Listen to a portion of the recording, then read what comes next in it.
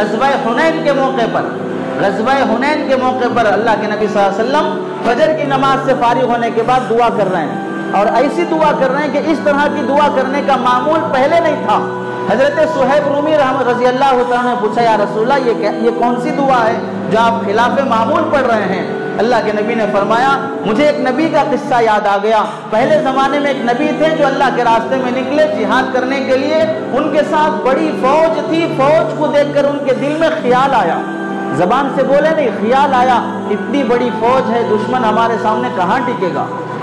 اتنی بڑی فوج ہے، دشمن ہمارے سامنے کہاں ٹکے گا۔ اتنا خیال اس نبی کے دل میں آیا تو اللہ نے وہی فرمائی کہ تمہارے اس خیال پر ہم پکڑتے ہیں، تین باتوں میں سے کسی ایک بات کو چن لو، یا تو تمہاری اس فوج پہ ہم دشمن کو مسلط کر دیں گے، یا تمہاری اس فوج پہ ہم موت کو مسلط کر دیں گے، یا تمہاری اس فوج پہ ہم بھوک کو مسلط کر دیں گے، تینوں میں سے کیا ہونا ہے چن لو۔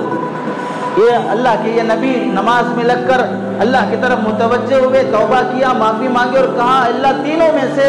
آپ دشمن کو مسلط مت کیجئے، بھوک کو مسلط مت کیجئے، فاقہ مت دیجئے، آپ اپنی طرف سے موت کا فیصلہ کر دیجئے۔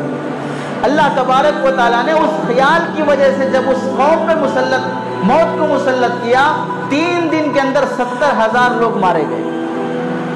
3 دن کے اندر 70,000 لوگ مر گئے۔ اللہ کے نبی صلی اللہ علیہ وسلم فرماتے ہیں اس نبی کا واقعہ مجھے یاد آیا، اور آج حنین کے جنگ میں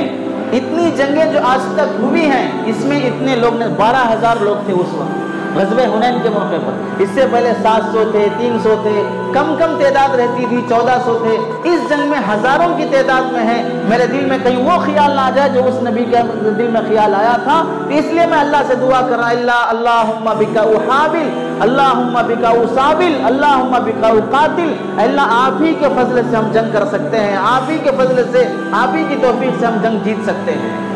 تو تھوڑا بھی اس توکل سے نیچے آ جاتا ہے کامل انسان جو اعلیٰ درجے کا اللہ کا مقرب ہوتا ہے تو اللہ اس پہ پکڑ فرماتا ہے۔